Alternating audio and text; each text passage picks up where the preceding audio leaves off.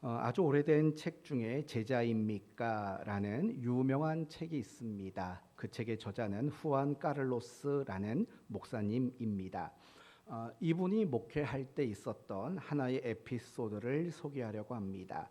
아마 여러분이 한 번쯤 들어봤을 법한 이야기인데, 목사님이 주일 예배를 마치고 광고 시간에 이렇게 말을 했다고 합니다. 성도 여러분, 다음 주 여러분이 교회에 오실 때 모두 다 집문서를 하나씩 가지고 오십시오 라고 광고를 했다고 합니다. 그리고 한 주간이 지나서 다시 주일이 되었습니다. 목사님이 설교를 하는 도중에 성도들에게 이렇게 묻는 겁니다. 여러분의 생명은 누구의 것입니까? 한번 대답해 보시겠어요? 하나님. 그러면 여러분의 재산은 누구의 것입니까? 그러면 여러분이 가지고 나온 집 문서를 지금 강단으로 가지고 오십시오 라고 말했다고 합니다. 성도들이 그 집 문서를 강단에 올렸을까요? 안 올렸을까요? 올렸다고 합니다. 참 대단한 성도 아니겠습니까? 이제 목사님이 그 집 문서를 다 받아들었습니다. 그리고 다시 한번 이름을 붑니다. 아무개 권사님 나오세요. 권사님이 나오시면 그 집 문서를 드리면서 이건 하나님이 권사님께 맡기는 겁니다. 아무개 집사님 나오세요. 똑같이 말을 하는 겁니다. 이건 하나님이 집사님에게 맡기시는 겁니다. 이런 일들을 해보셨다고 합니다. 과연 이 목사님의 의도는 무엇이었을까요? 평생 잊지 못할 신앙의 교훈을 주기 위해서입니다. 그 교훈이 과연 뭘까요? 하나님이 내 삶의 주인이시다. 하나님이 나의 모든 것의 주인 되신다라는 이 신앙의 교훈을 주시기 위해서 그런 에피소드를 하셨다라고 말을 합니다. 맞습니다. 우리의 삶의 모든 것은 다 하나님이 주인이 되십니다. 바로 오늘 본문 역시 모세를 통해서 이 점을 설명하고 있습니다. 그러므로 오늘 말씀을 통해서 하나님이 내 삶의 주인이라는 사실을 다시 한번 인정하고 고백하는 시간 되시고, 더 나아가서 나의 주인이신 그 하나님이 원하시는 삶이 무엇인가를 확인하고 내가 그대로 살아가겠노라 다짐하는 그런 시간이 되기를 바랍니다. 오늘 본문은 스데반 집사님의 설교 가운데 한 대목입니다. 우리가 지난 시간에는 스데반 집사님의 설교 중에 요셉과 관련된 이야기가 언급되었습니다. 이제 오늘부터는 모세와 관련된 이야기를 스데반 집사님이 설교하고 있는 장면을 생각해 보려고 합니다. 본문의 내용은 이런 겁니다. 모세의 출생과 관련된 이야기, 그리고 두 번째는 모세가 애굽에서 왕자로 살았던 이야기, 그리고 세 번째는 이 모세를 하나님이 부르시는 이야기, 이렇게 세 가지 구분으로 소개가 되고 있습니다. 그리고 하나님이 모세를 부르신 이유를 이렇게 말하는 거지요. 이스라엘을 고통 가운데서 해방시키기 위함이다 라고 이야기를 합니다. 이제 그러면서 하나님이 이 모세를 이스라엘을 해방시키는 구원자로 부르시는데 가장 먼저 하셨던 말씀이 뭔가, 바로 이 부분에 초점을 두려고 합니다. 33절 말씀을 보십시오. 33절 말씀을 보시면 주께서 이르시되 내 발에 신을 벗으라. 하나님이 모세를 사명자로 부르시기 이전에 가장 먼저 하셨던 말씀은 내 발에서 신을 벗어라 라고 말씀하고 있는 겁니다. 사실은 우리의 문화 속에서는 도대체 신을 왜 벗으라고 말하는 거야 라고 우리는 이해가 되질 않습니다. 그러나 한 3,500년 전 그 문화 속에 살던 모세는 신을 벗으라는 그 의미가 무엇인지 분명히 알고 있었을 겁니다. 그렇다면 과연 신을 벗는다라는 말의 의미는 뭘까요? 첫 번째는 이런 뜻이 있는 겁니다. 나의 권리를 포기하라라는 뜻이 담겨져 있는 겁니다. 여러분 룻기서를 여러분 잘 아시지 않습니까? 보아스가 그 룻을 이렇게 아내로 맞이하는 그런 내용들이 소개가 되고 있지 않습니까? 그런데 이 룻기서를 보면은요, 기업 물을 자라는 표현이 나옵니다. 기업 물을 자. 무슨 말이냐면 과부가 된 어떤 한 여인의 가문을 이어가기 위해서 그걸 책임져 주는 제도가 있었던 거예요. 그런데 이 보아스는 1순위가 아니었습니다. 보아스는 2순위였습니다. 그래서 1순위였던 사람에게 가서 이 롯을 책임져 줄 거냐고 묻습니다. 그러자 그 사람은 내가 왜 그 과부를 책임지냐? 나는 그 책임질 권리를 포기하겠다라고 이야기를 합니다. 그때 그 사람이 한 행동이 뭐냐면 신을 벗어서 던지는 일을 하는 거예요. 그러니 신을 벗는다라는 것은 그 문화 속에서는 나의 권리를 주장하는 것을 포기하겠다라는 거예요. 지금 하나님은 모세를 부르셔요. 그러면서 그에게 요구하는 건 뭐냐면 너의 생각과 너의 모든 것들을 포기하라고 말씀하는 거예요. 그리고 더 중요한 의미는 그 시대의 신을 벗는다라는 것은 노예가 되는 것과 종이 되는 것을 의미하고 있다라는 거예요. 그러니 내 신에서 내 발에서 신을 벗어라라는 그 말의 뜻은 나는 너의 주인이다라고 하나님이 말씀하고 있는 거예요. 그렇다면 왜 스데반은 이 모세의 이야기를 설교하고 있을까요? 크게 두 가지 이유가 있는 거예요. 첫 번째는 내 주인이 하나님이시다. 그리고 내 주인이신 하나님이 복음을 증거하는 것을 원하신다. 내가 그래서 복음을 전했다라는 것이 표면적인 이유입니다. 그리고 더 중요한 것은 무엇이냐면 하나님이 모세를 애굽에서 이스라엘 백성들을 구원하기 위해 보냈지만 많은 사람들에게 거절을 당한 것처럼 예수 그리스도도 하나님이 구원자로 보냈지만 세상에서 거절을 당할 수밖에 없었다라는 이런 메시아와 모세를 연관짓기 위해서 이 모세의 이야기가 등장하고 있는 겁니다. 오늘은 하나님이 나의 주인이시다라는 사실에 대해서 우리가 조금만 더 집중해보는 그런 시간을 가지려고 합니다. 성도 여러분, 성경이 우리에게 가장 먼저 가르치시는 하나님은 어떤 하나님일까? 당연히 그것은 나의 주인이신 하나님이라는 사실을 성경은 가장 먼저 가르친다는 사실을 기억해야 합니다. 창세기 1장 1절의 내용이 뭡니까? 태초에 하나님이 천지를 창조하시니라예요. 태초에 하나님이 천지를 창조하시니라. 이 말은 결국은 하나님이 모든 걸 만드셨다는 거예요. 존재하는 모든 것을 하나님이 지으셨다라는 거예요. 그 말은 결국은 하나님이 존재하는 모든 것의 주인이시라는 사실을 말씀하고 있는 거예요. 그게 바로 성경의 시작이고 그게 창세기의 시작인 거예요. 하나님이 나의 주인이시다. 그런데 중요한 것은 무엇이냐? 우리가 그리스도인으로서 살아가는 그 출발점도 무엇이냐면 하나님이 나의 주인이시다라는 바로 이 사실에서부터 우리의 신앙이 시작되는 거고 우리가 그리스도인으로서의 삶이 비로소 시작이 된다라는 것을 우리는 기억해야 되는 거예요.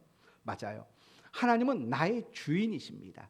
이러한 인정과 고백과 결단이 없이는 우리 모두는 그리스도인다운 삶을 살아내지 못해요.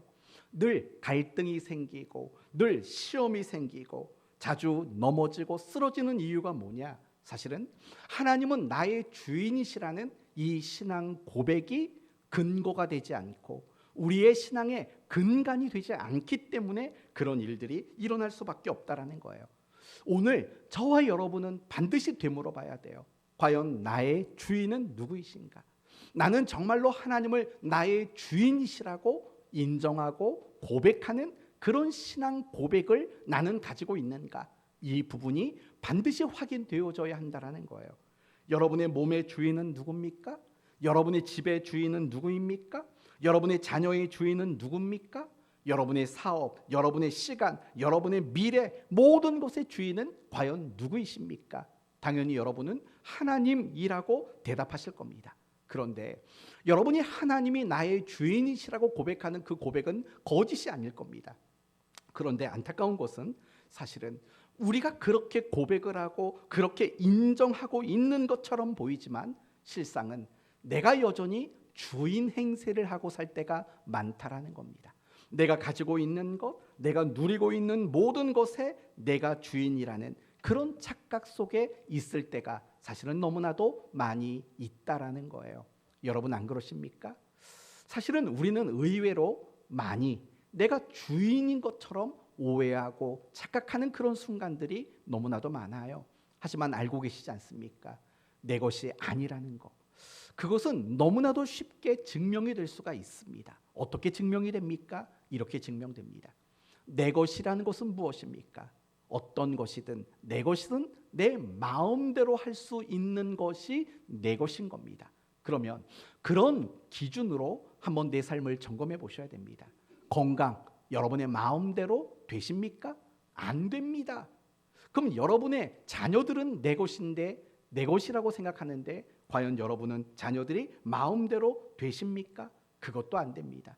그 어떤 것도 내 마음대로 내가 원하는 결과를 만들어내지를 못합니다. 그렇기 때문에 사실은 내 것이라고 여기는 것들 중에서 상당수는 다 착각이고 오해일 수밖에 없는 거예요.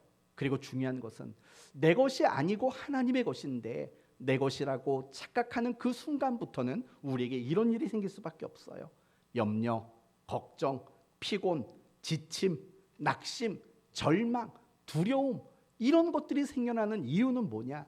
다 내 것이라는 잘못된 생각, 그 악한 생각으로부터 찾아오는 것들이에요. 왜 그렇습니까? 내 것이라고 생각하기 때문에 내가 결과를 만들어야 되고 내가 책임져야 하는 인생을 살아야만 하기 때문에 그런 거예요. 그래서 염려와 근심이 끊이질 않아요. 답답하고 괴로운 일들이 멈추질 않아요. 늘 두려운 것들이 많이 생길 수밖에 없어요. 왜요? 내 것이라는 그 잘못된 착각과 악한 생각들 때문이라는 거예요.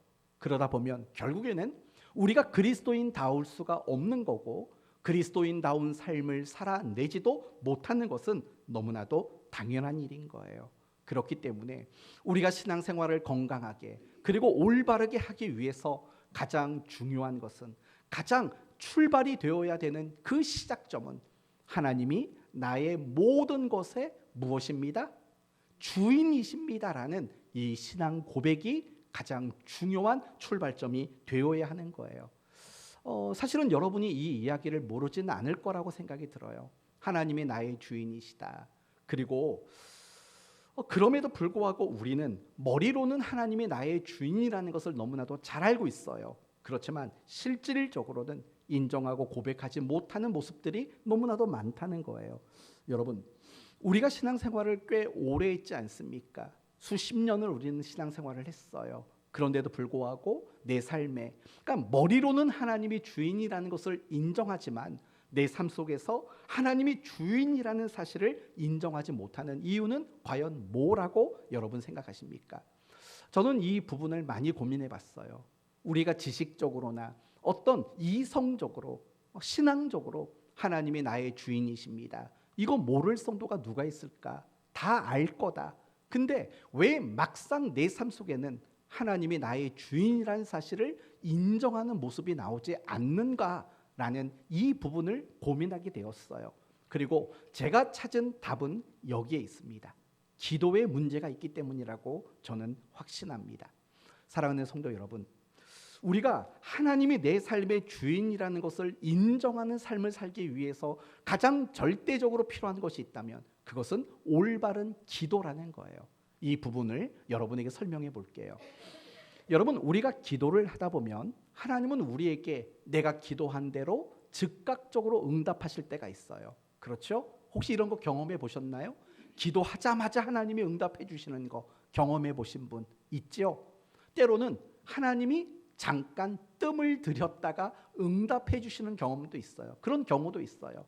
그런 경험도 해보셨을 거예요. 때로는 내가 기도한 것과 다른 모양으로 응답해 주시는 것도 경험해 보신 적이 있을 거예요. 그렇죠? 그리고 또 이런 경험도 해보셨을 거예요. 내가 기도했는데 하나님이 아무런 응답도 주지 않으신 것을 경험해 보신 적이 있을 거예요. 무슨 말인고 하니 내가 하나님께 기도하고 간구했지만 하나님은 그 응답의 모양과 결과가 너무 계속 달라진다는 거예요. 어떨 때는 구한 대로 주고 즉각적으로 주고 뜸을 들였다 주고 좀 다른 걸로 주고 때로는 안 주고 하는 이런 식의 방식이 우리 기도 속에 늘 나타나게 된다는 거예요. 그러면 여기서 질문해 봅시다. 왜 하나님은 그렇게 응답하실까요? 왜 우리가 바라고 원하는 대로 응답해 주지 않고 모양을 바꾸기도 하고 시간을 늦추기도 하고 때로는 못 들은 척하기도 하시고 하는 그 이유는 과연 뭐라고 생각하십니까? 그게 바로 하나님이 나의 주인이시라는 것을 가르치시고 훈련시키는 과정이라는 사실을 우리는 알아야 된다는 거예요. 여러분, 알라딘의 램프 아시죠? 알라딘이 램프를 비비면 그 램프 속에서 한 요정이 나와요. 그 요정의 이름이 뭐죠? 지니라는 요정이에요. 그리고 소원을 말하랍니다. 그리고 소원을 말하면 그 소원을 이루어줘요. 그러면 여러분, 능력이라는 것만 놓고 본다면 누가 능력이 많은 겁니까? 당연히 지니라는 요정이 능력이 많은 거예요. 왜냐하면 무엇인가 소원하는 바를 이루어 줄 수 있으니까 능력이 많아요. 그러면 가만히 생각해 봐요. 알라딘과 지니 중에서 누가 주인입니까? 그 램프를 문지르는 알라딘이 주인인 거 아닙니까? 그러면 그런 관점으로 생각해 봐요. 하나님에게는 능력이 있어요. 내가 기도하고 구하는 것을 주실 수 있는 능력을 가지고 있어요. 그러나 내가 요구한 대로, 내가 문지른 대로 하나님이 그걸 주신다면 과연 누가 주인이 되고 마는 걸까요? 결국은 내가 주인이 될 수밖에 없는 거예요. 이렇게 생각하셔야 된다는 거예요. 왜 하나님은 내가 기도한 것에 대해서 다양한 색깔로 다양한 시간 속에서 응답을 하실까? 그것은 결국에는요, 이 기도라는 것을 통해서 하나님이 내게 주인이 되신 분이라는 것을 훈련시키시기 위한, 교육시키시기 위한 의도가 그 속에 담겨져 있다는 거예요. 이런 관점으로 본다면요, 기도가 무엇인가에 대한 재정립이 필요한 거예요. 우리는 기도를 항상 어떤 식으로 생각을 하냐면 내가 필요한 거, 내가 바라는 거, 내가 원하는 거, 그것을 이루기 위한 어떤 하나의 방법이 되고 하나의 수단이 되는 것으로 우리는 기도를 이해할 때가 너무 많다라는 거예요. 하지만 그렇지 않다는 거예요. 정말 하나님이 우리에게 기도를 주셨을 때 단지 우리의 필요를 채우기 위한 어떤 방법으로만 그 기도를 주셨을까? 그거는 중요한 영역은 아니라는 거예요. 정말 하나님이 우리에게 기도라는 것을 허락하셨을 때 가장 중요하게 생각한 것은 하나님과 우리의 관계가 어떻게 형성이 되어 있는가라는 바로 그런 부분에 대한 교육과 훈련이 훨씬 더 중요한 의미를 가지고 있다는 거예요. 그래서 예수님이 제자들에게 주기도문을 가르쳐 주지 않았습니까? 그때 주기도문의 시작이 뭔지 아십니까? 하늘에 계신 우리 아버지요, 이거예요. 기도에 있어서 제일 중요한 거, 하나님과 우리의 관계. 하나님은 우리의 아버지가 되고 우리는 그분의 자녀라는 그 관계 의식을 깨닫게 하는 거, 그 하나님과의 관계를 경험하게 하고 그 관계를 누리도록 만드는 거, 그게 기도라는 거예요. 그러면 이 주기도문의 마지막은 뭘까요? 시작. 다시요. 주기도문의 마지막 부분 뭘까요? 시작. 대개 나라와 권세와 영광이 아버지께 영원히 있습니다 라는 대목으로 끝나게 돼요. 뭐 옛날에 농담 삼아 대게 먹는 그 게, 뭐 그건 줄 알고 사람들이 있는데 왜냐하면이라는 뜻이에요. 대개는 왜냐하면이라는 뜻이에요. 무슨 말이냐? 우리가 하나님 앞에 이런저런 청원들을 올려드리잖아요. 그러면서 말하는 거예요. 왜냐하면 모든 결정권이 하나님에게 있기 때문입니다.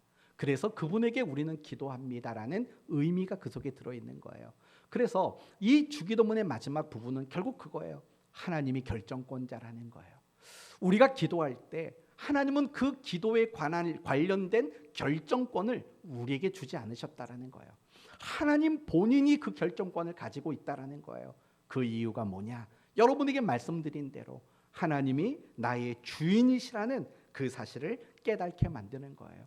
그래서 정말 기도의 사람이란 어떤 사람이냐? 기도를 오래 많이 하는 사람, 또는 기도를 자주 하는 사람, 또는 갑자기 기도를 시켜도 술술술 나오는 사람, 이런 사람이 기도를 잘하는 사람이 아닌 거예요. 정말 기도의 사람이란 뭐냐?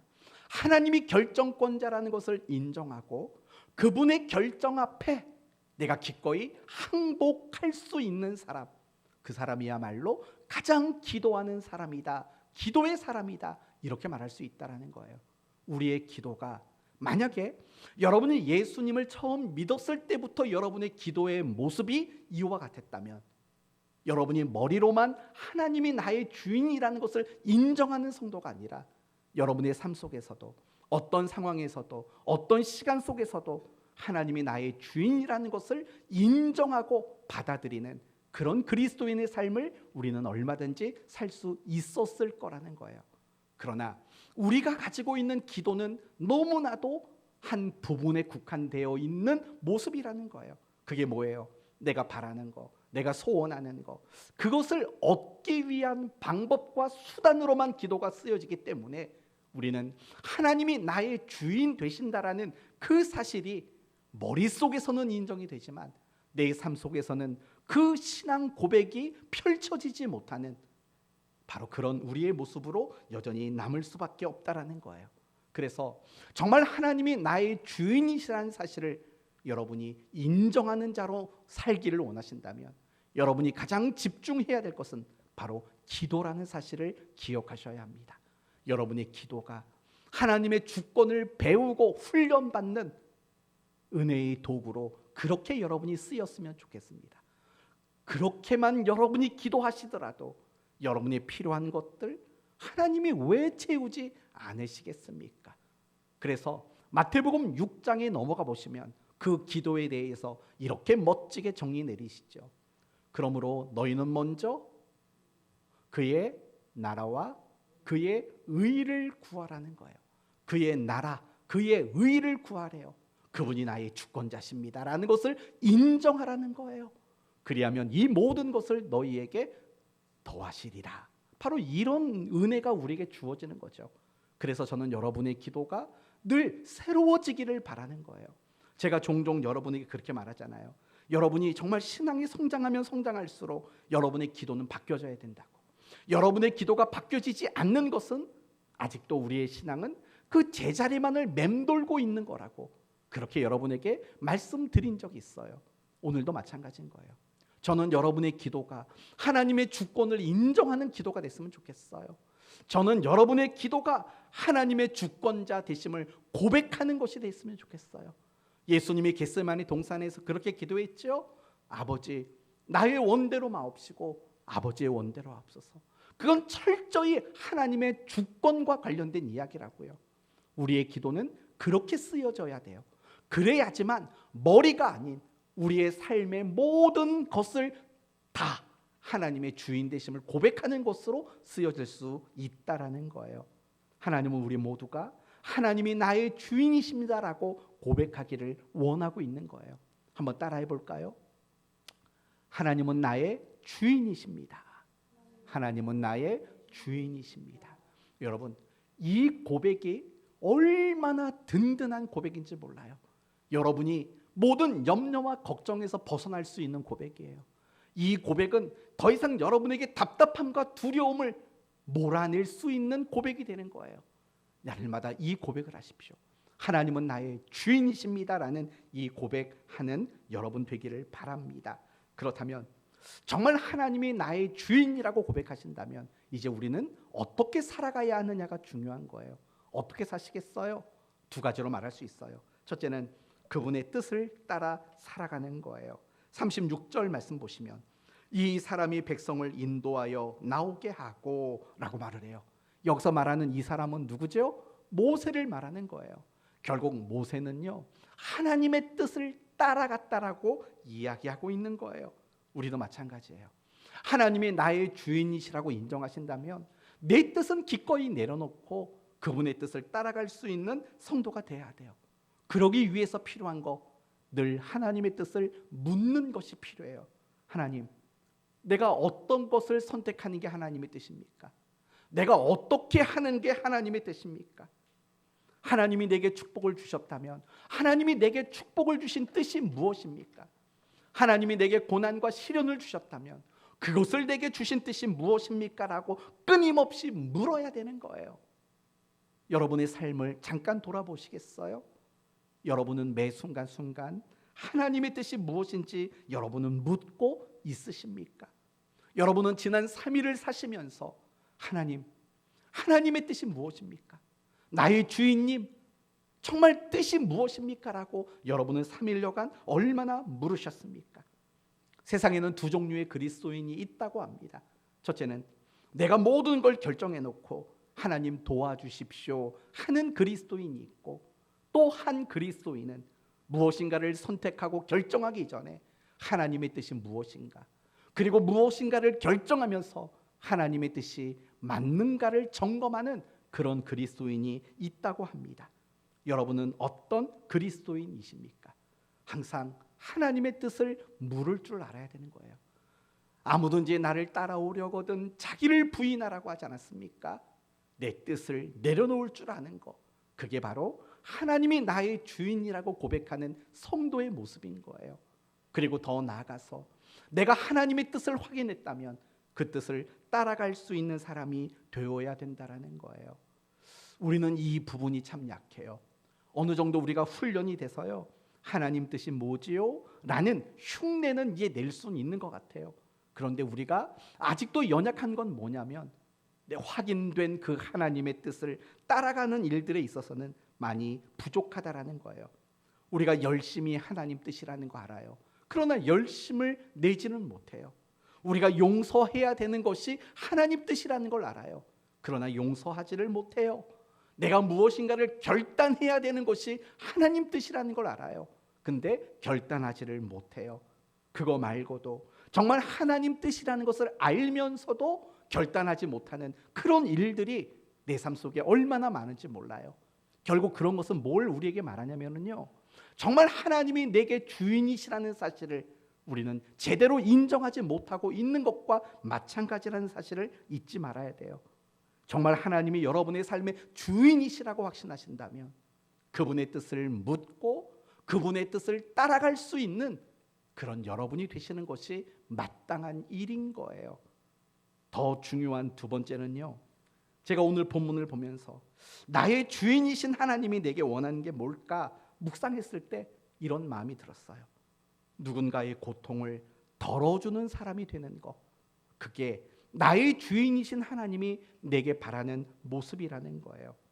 1955년 미국 오리건주의 한 신문에 이런 광고가 기재됐다고 합니다.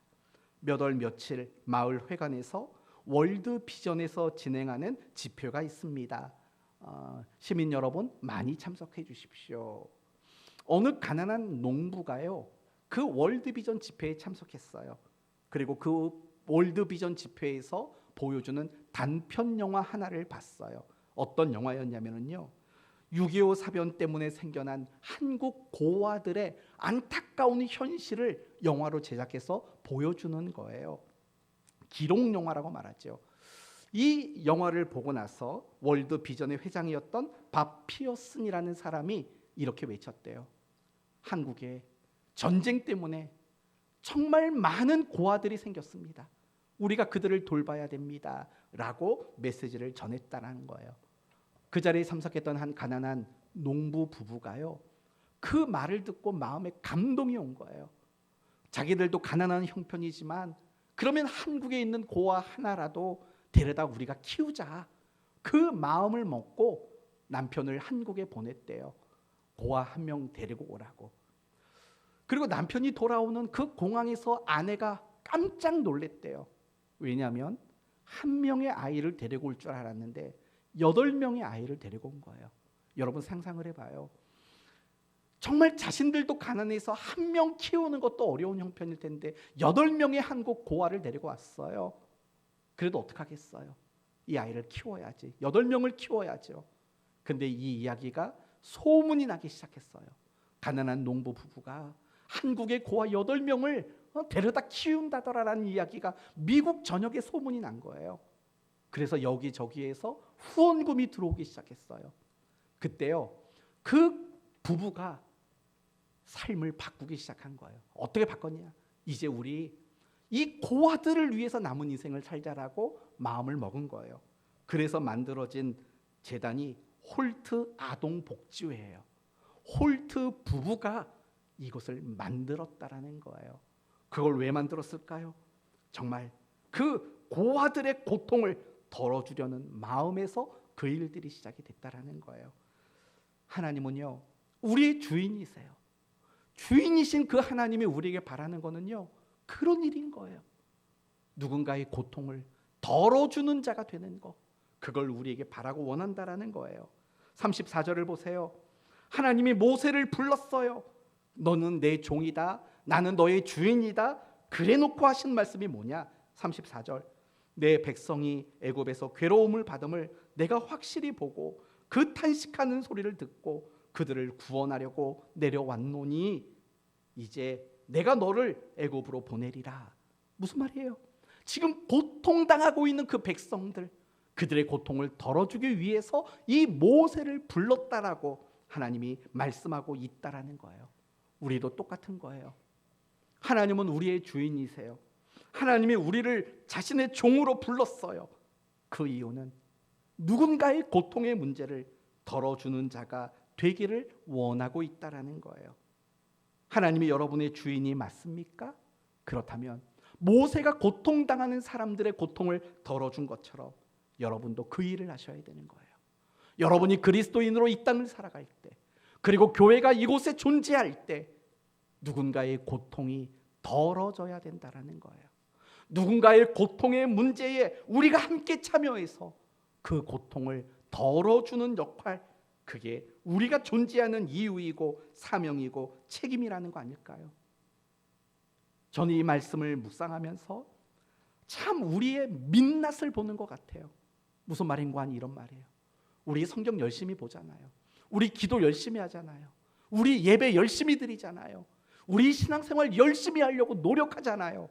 근데 그렇게 열심히 하는 나를 통해서 고통이 덜어지는 사람들은 과연 얼마나 있을까라는 생각을 해본다고요. 그럼 어쩌면 그것이 우리의 부끄러운 민낯이 될 수 있다라는 거예요. 나중에요, 우리가 천국에 갔을 때 하나님이 너는 몇 명의 사람들의 고통을 덜어주었니라고 물어본다면 여러분은 뭐라고 대답하시겠습니까? 정말 여러분은 살아가시면서 매일매일마다 누군가의 고통을 덜어주는 그 일들을 감당하고 있는지 생각해 보세요. 아니면 반대로 혹시 누군가에게 고통을 안겨주는 그런 안타까운 모습으로 우리가 살고 있지 않는지도 한번 고민해보는 여러분이 되셨으면 좋겠어요. 혹시 누군가의 고통을 덜어주라고 말하니까 부담스러우십니까? 돈이 많이 들 텐데, 내가 나이가 너무 많은데 시간을 많이 써야 되는 거 아니야? 라는 생각이 드십니까? 그러지 마십시오. 우리가 누군가의 고통을 덜어주는 그 일은 마음과 관심만 있으면 된다라는 사실을 기억하셔야 되는 거예요. 우리 주변을 돌아보십시오. 얼마나 많은 사람들이 고통 속에 살아가고 있는지 여러분 아실 거 아닙니까? 그들의 고통을 덜어주는 자가 돼야 돼요. 그들의 고통의 문제에서 그들의 짐을 대신 짊어질 수 있는 우리가 되어야 돼요. 그게 건강한 신앙 아닐까요? 그러나 많은 그리스도인들은 신앙이라는 걸 통해서 내 고통을 덜어내는 것으로만 쓰고 있다라는 거죠. 다시 한번 하나님이 모세를 부르신 그 사건을 주목해 보십시오. 그리고 하나님이 왜 우리를 하나님의 자녀로, 왜 우리를 그리스도인으로 불러내셨는지를 고민해 보십시오. 누군가의 고통을 덜어주는 자가 되기를 하나님은 원하고 있기 때문이라는 거예요. 그렇다면 우리가 하나님을 주인으로 인정하며 그분의 뜻대로 살고 무엇보다 누군가의 고통을 덜어주는 자로 살기를 원하신다면 우리에게 필요하신 것이 뭘까? 이 부분을 마지막으로 생각해 보려고 합니다. 하나님은 모세를 부르셨어요. 그리고 주인이라고 자신을 드러내셨어요. 그리고 고통당하는 이스라엘 백성들을 도와주는 역할을 맡기셨어요. 그런데요, 그 전에 하나님이 하셨던 일이 있어요. 다시 34절을 보시면 내 백성이 애굽에서 괴로움을 받음을 내가 확실히 보고 그 탄식하는 소리를 듣고 그들을 구원하려고 내려왔노니. 여러분, 이 말이 어떻게 느껴지세요? 하나님, 그분이요, 마음이 너무 아프대요. 고통당하고 신음하는 이스라엘 백성들, 그 백성들을 보면서 하나님이 정말 마음이 아프시대요. 모세에게 지금 그 말을 하고 있는 거예요. 그리고 모세는 그 하나님의 마음을 품게 돼요. 그리고 고통당하는 백성들을 찾아가서 그들의 고통을 덜어주는 사명을 감당하게 되는 거예요. 이게 전 중요하다고 생각해요. 하나님은요, 누군가에게 어떤 일을 맡기시기 이전에 먼저 자신의 마음을 보고 느끼도록 만드시는 분이세요. 오늘 본문의 모세에게 행하신 것처럼. 그리고 이사야서 1장을 보시면 이런 말이 나와요. 유다 왕 우시야와 요담과 아하스와 히스기야 시대에 아모스의 아들 이사야가 유다와 예루살렘에 관하여 본 계시라. 그러니까 이사야서는요, 이사야 선지자가 본 계시를 기록해 놓은 게 이사야서예요. 그러면서 이렇게 시작돼요. 가장 먼저 시작되는 말, 하늘이여 들으라, 땅이여 귀를 기울이라.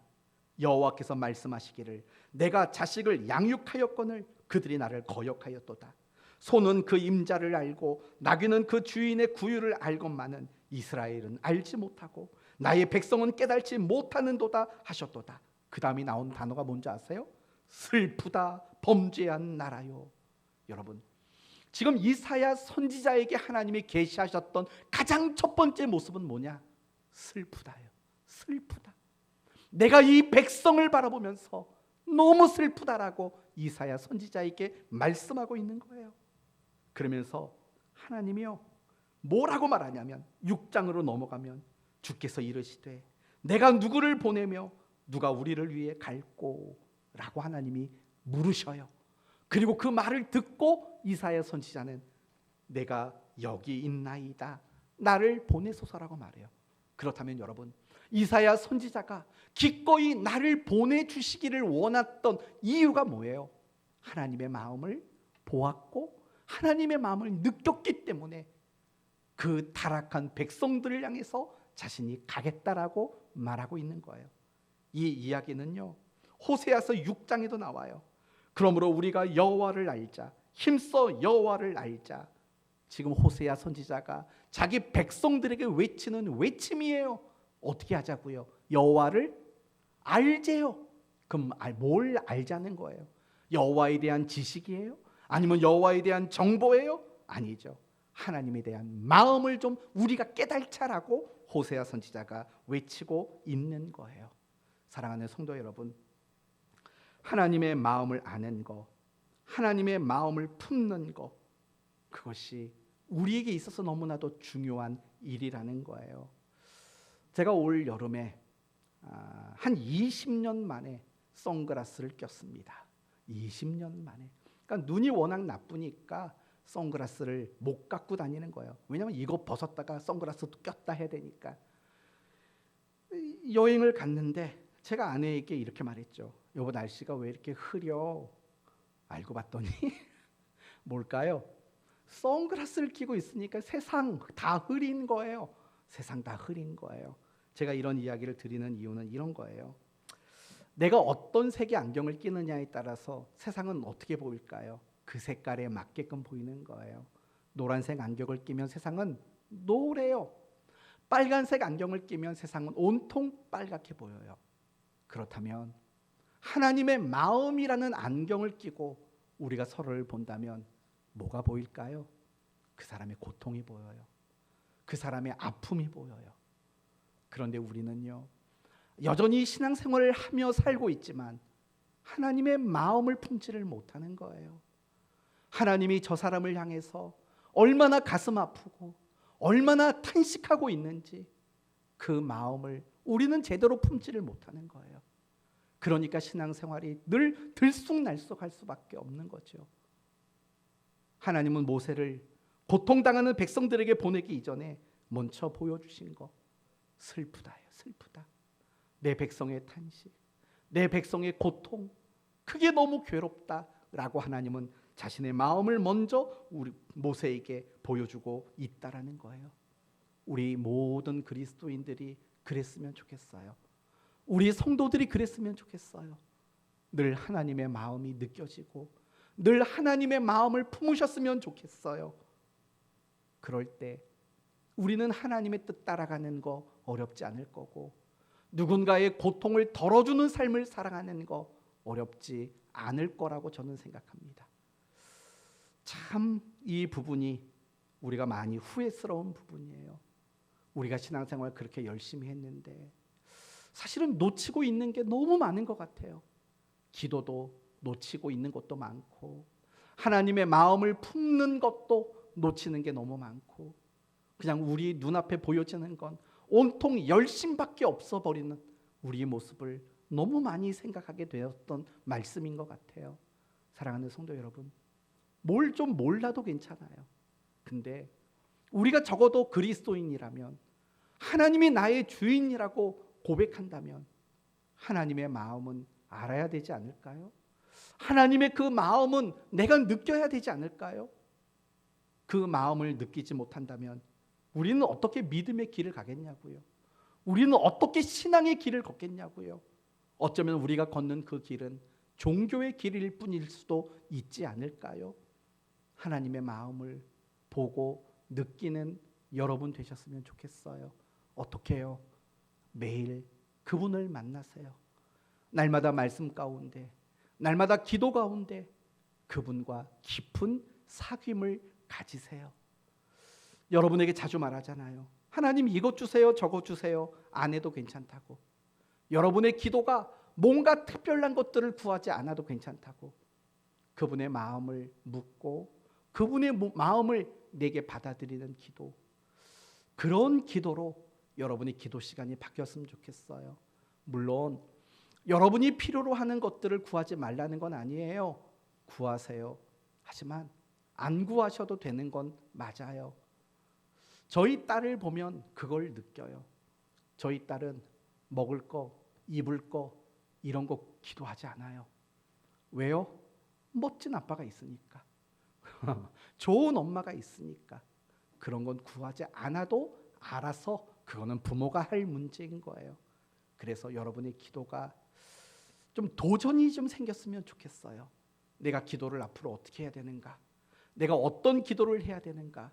많은 도전을 좀 가지시고 여러분의 기도에 좀 획기적인 어떤 변화들이 좀 많이 일어났으면 좋겠어요.